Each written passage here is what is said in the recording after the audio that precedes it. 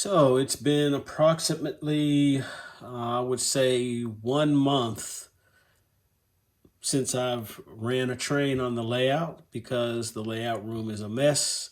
Tracks are pulled apart and just haven't ran trains. But anyway, let's get back to the topic at hand. Here you have the building from behind, and what I wanted to show you here is, of course, the construction of the bracing. This is a unique build for me, so I braced it up the way I saw fit so that it's sturdy. And I actually was transporting the building back and forth to the area that it's going to be on in the switching section of the layout. And it started to come loose. And then that's when I realized, hey, I need to go ahead and put this base on. And the base will help secure it. Also, when I get the roof on, that will help as well. So now it's a lot more sturdy, and I can go ahead and move on. So I'm going to turn the structure around and show you what's going on with it in the front. It takes both hands to do that, so I'll be right back.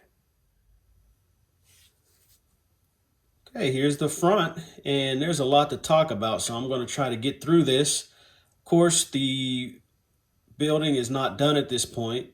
I've added the trim, and as you can see, some of the vertical pieces with the foundation attached are not yet painted.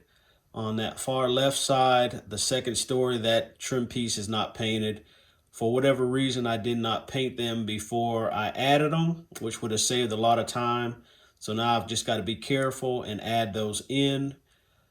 Also, the same thing is on the side, but I'll show you that towards the end, what the sides look like. They're pretty much the same. And you can see all of the decals have been added. And you have guessed it, this is a factory that deals in soft drinks, mainly syrup. And the name of the building is TEG Works. And I have the little K a little crooked on purpose. I thought it just adds a little character. And TEG are my mother's initials. She is a soft drink fan, specifically Pepsi. So I thought I would throw that up and give tribute to her. So what is next? Besides the painting of the trim, I need to, there's an insert that's going to go here, which is another kit from ITLA. And I'll take you quickly through that process as I'm doing it. There's also the glass needs to be put in. That'll be the last thing. There'll be some lighting outside. I do have the structure set up so that if in the future I want to add interior detail or more interior detail, that's a possibility. But I just want to get the structure up and get it in the area. But there will be some lighting in this initial pass. And then there are a few other details I'm going to add, and then a little bit more weathering that I want to do. This building is not going to be a derelict building, but it will have its issues. Let's just put it that way. So I'm going to go ahead and move to the next step. And through the magic of video, I'll be right back. All right, haha. So we got another little project that we have to do. As I alluded to in the last segment, we've got this interior loading dock kit, item number 05159 from ITLA, that I need to build, add a bit of detail for the tractors and the trucks that come up to the warehouse here. So this section will be lit, as I stated in the last segment, to reflect and shine down on those crates and boxes and give the building a little bit of character. So I'm going to go ahead and get this out of the package and we'll get moving on it. Try not to be too bouncy here, but I've got the parts out of the bag. And so here's the parts right here, the wall sections to the insert. And here's all the crates and boxes. And then we have over here some pallets and a ladder Here's another piece for the pallet stringers. So we're gonna go get a primer on these, and we'll start getting them painted. Okay, I've got the pieces from the insert, just a gray primer. And so at this point, I'm gonna just start coloring away. And they always say, which I do anyway, to keep these smaller pieces in the carrier while you're painting for easier handling, especially when the pieces get so small. So that's what I've done. And so any touch up that needs to be done can be done once you have everything assembled. So let me get to paint and I'll be back. All right, all colored up and ready for assembly.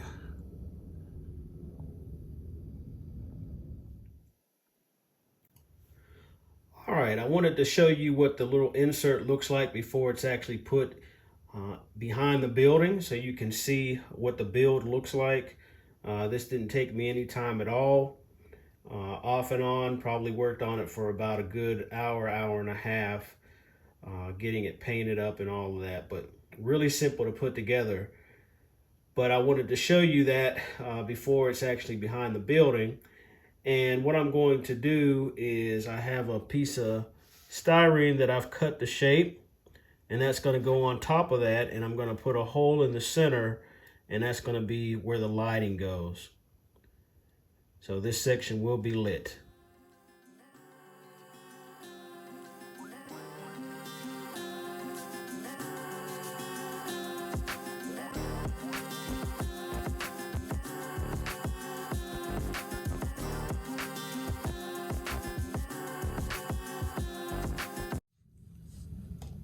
All right, YouTube, here we are back with the 99.9% finished product.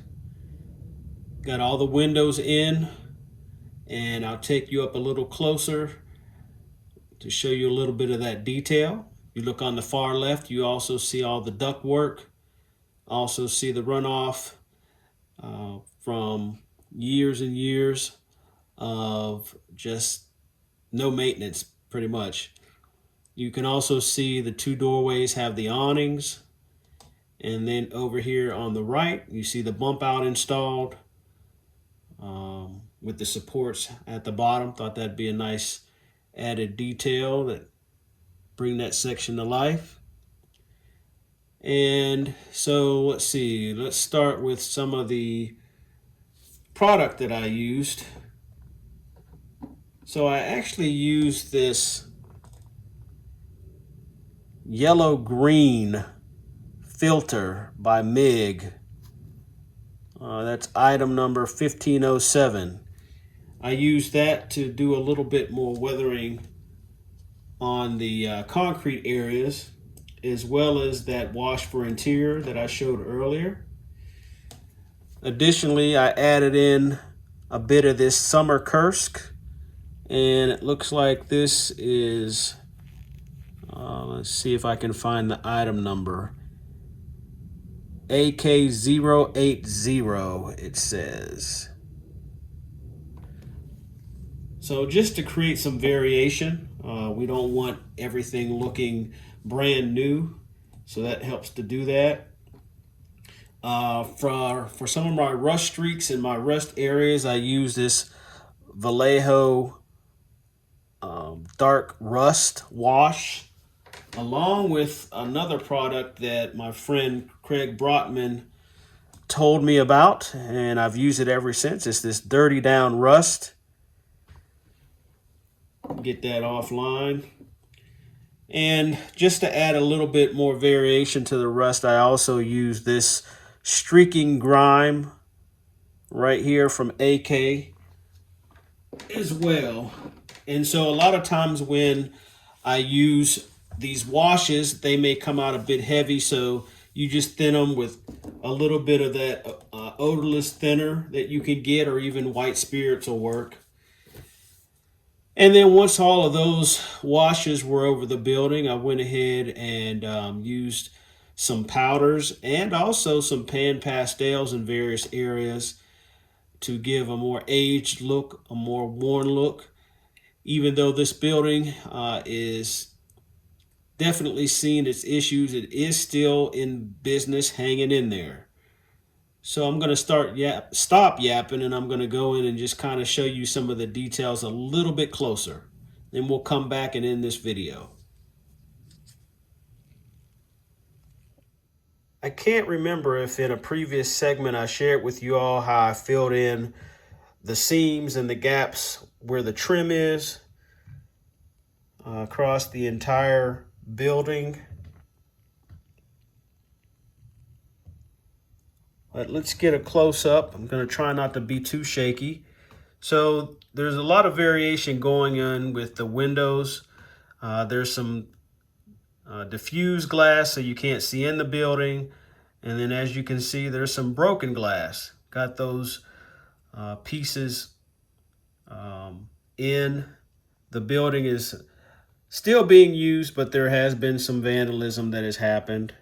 Of course, I showed this earlier, the boards on some of the windows, bullet holes, and some clearer windows, more clear, at least for factory.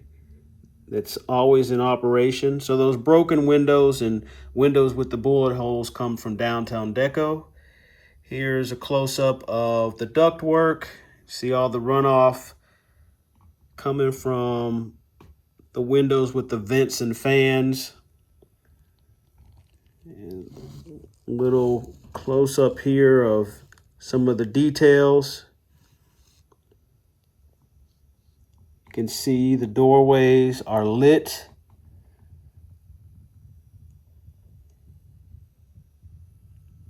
Here's the bump out or the windows with the fans and vents. Here's the namesake. And there you go with the insert. Here's the right side of the building, which will not be seen with many unless you're a contortionist and you bend your neck to see. This will be alongside one of the tracks. And just as a sense of completion, here is the left side of the building.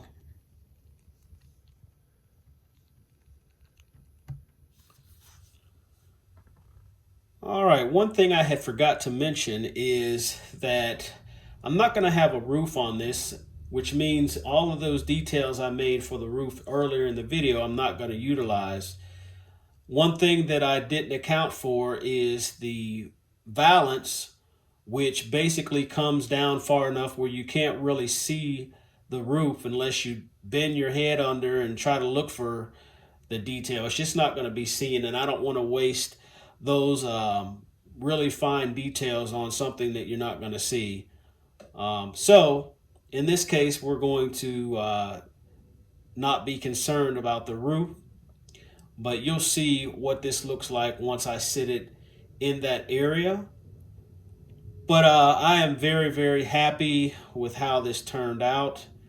I want to thank Nick from ITLA for all of your support and helping me get these sections to build the kit. It was a fun build, and it is a lot of detail to put into a background building, but when the particular area that you're modeling doesn't have a lot to see, you want to make sure whatever is in there is definitely something that is convincing. But thank you for watching. I hope this was helpful. If you haven't already done so, please like and subscribe to the channel. Be more content like this coming out, especially as I prepare for my open house. Got several projects that I'm just going to try to get through and see how far I can get before I have people here looking at the layout. But as always, this has been Dave, also known as Luvindemtrains. And until next time, later, y'all.